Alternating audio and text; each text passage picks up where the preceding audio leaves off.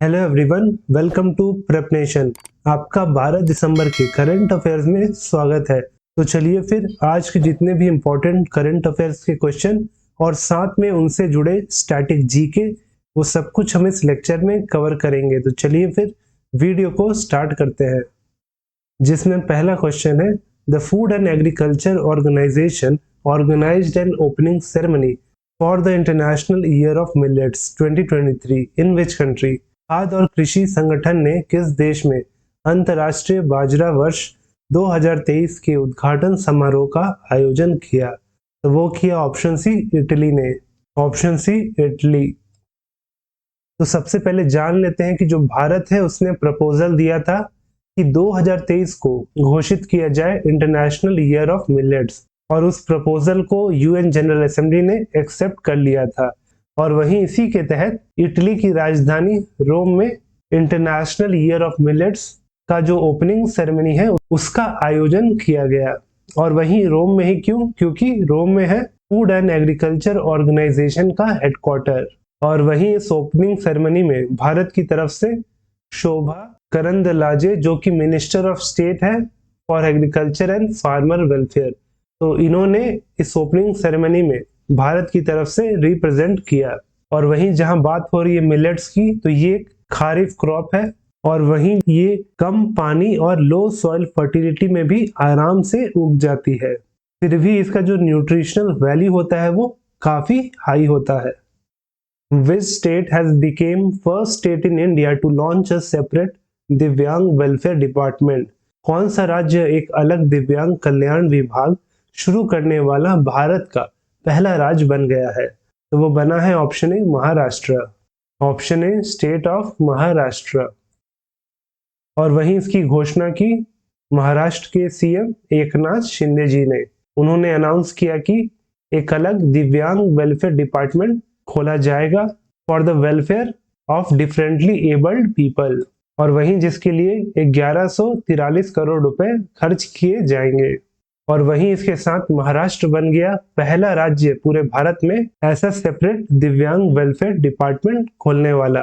तो वहीं अगर नया डिपार्टमेंट अगर बनाया जाएगा तो उसे चलाने के लिए नए लोग भी चाहिए। तो इसीलिए महाराष्ट्र सरकार ने घोषणा की है कि इन डिपार्टमेंट को चलाने के लिए करीब करीब 2000 नए पद का सृजन किया जाएगा, यानी कि नए जॉब्स क्रिएट किए जाएंगे।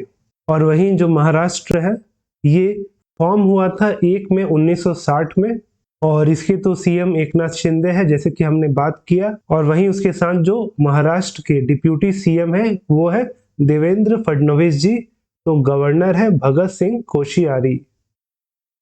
Which institute has developed a device called Sindhuja आई? किस संस्थान ने सिंधुजा आई नामक उपकरण विकसित किया है?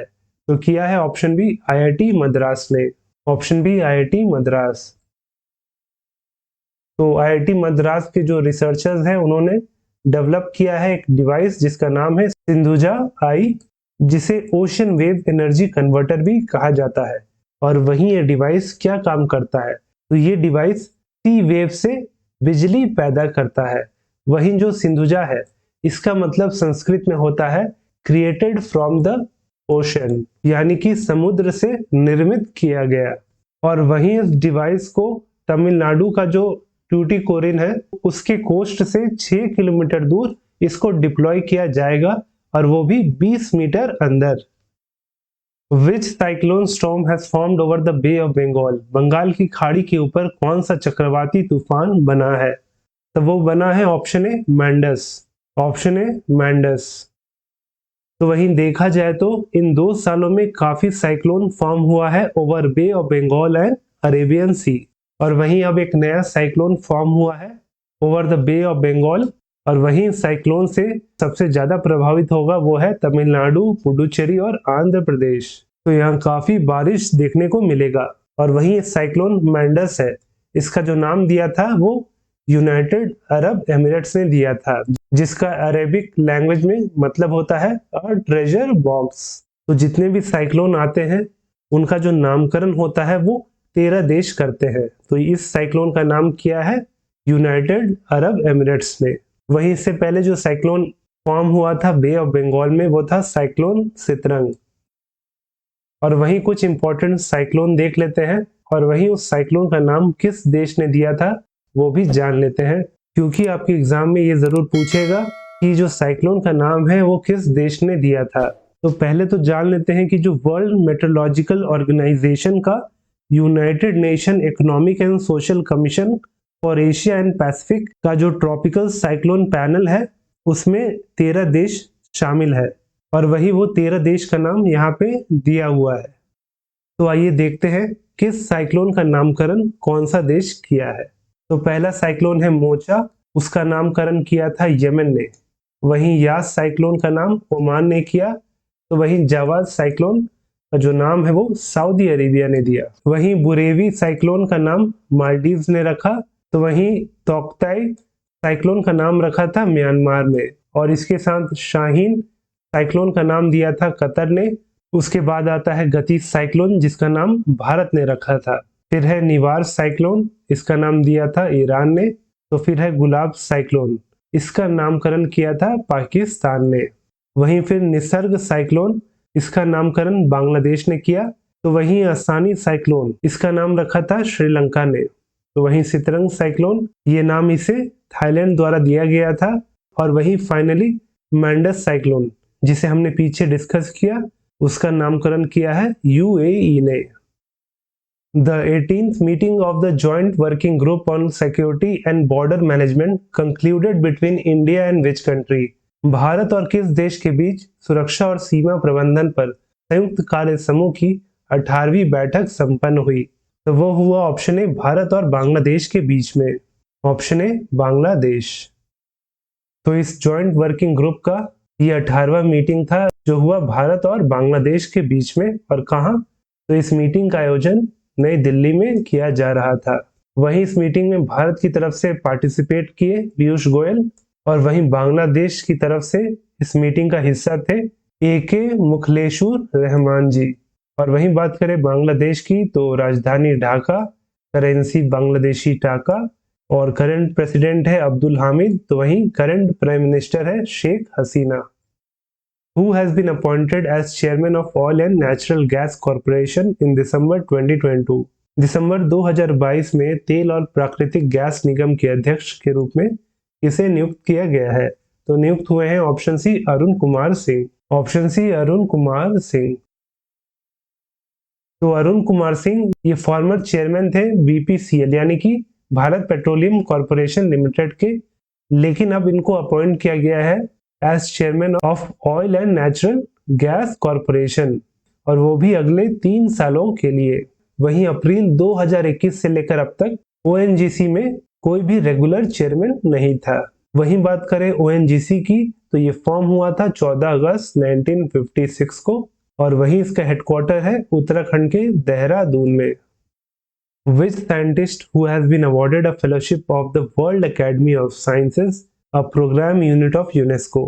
किस वैज्ञानिक को यूनेस्को की एक कार्यक्रम इकाई the world academy of science की फेलोशिप से सम्मानित किया गया है? तो फेलोशिप मिला है KS रंगप्पा जी को। Option B KS Rangappa. तो साइंटिस्ट KS रंगप्पा जो कि मैसूरू से बिलोंग करते हैं, और उनको मिला है fellowship from the world academy of sciences, जो कि एक यूनिट है यूनेस्को का। और वहीं इसके साथ ही KS Rangappa ji general president भी रह चुके हैं of the Indian science congress association के। और वहीं बात करें यूनेस्को की, यानी कि united nation educational scientific and cultural organisation, तो ये 16 नवंबर 1945 को फॉर्म हुआ था, और इसका हेडक्वार्टर पेरिस में है। और वहीं जो इसके करंट डायरेक्टर जनरल हैं वो है Audrey Azoulay. Audrey Azoulay. Indian origin Veena Nair won prime minister's prize in which country? भारतीय मूल की वीना नायर ने किस देश में प्रधानमंत्री पुरस्कार जीता? तो वो जीती हैं ऑप्शन ए ऑस्ट्रेलिया में। Option A Australia. तो वीना नायर जो कि इंडियन ओरिजिन टीचर है, जो पढ़ाती है ऑस्ट्रेलिया के मेलबर्न में, और उनको मिला है prime minister's prize for science 2022 under the science teaching in secondary schools category. Who won silver medal at the World Weightlifting Championship 2022? विश्व भारोत्तोलन चैंपियनशिप 2022 में रजत पदक किसने जीता? तो जीती option D Mirabai Chanu. Option D Mirabai Chanu. तो मीराबाई चानू ने सिल्वर मेडल जीता at the 2022 world weight lifting championship, और वहीं इस वर्ल्ड वेट लिफ्टिंग चैंपियनशिप का आयोजन कोलंबिया में हुआ, और वहीं इन्होंने हराया चाइना की हाउ जीहुआ को, और इन्होंने सिल्वर मेडल के लिए 200 किलो का वजन उठाया था, और वहीं जीजुआ जो है वो 198 किलो ही उठा पाई। और वहीं इसके साथ ही जो गोल्ड मेडल जीती वो है चाइना की जियांग हुई हुआ ने, जिसने कुल 206 किलो वजन उठाया।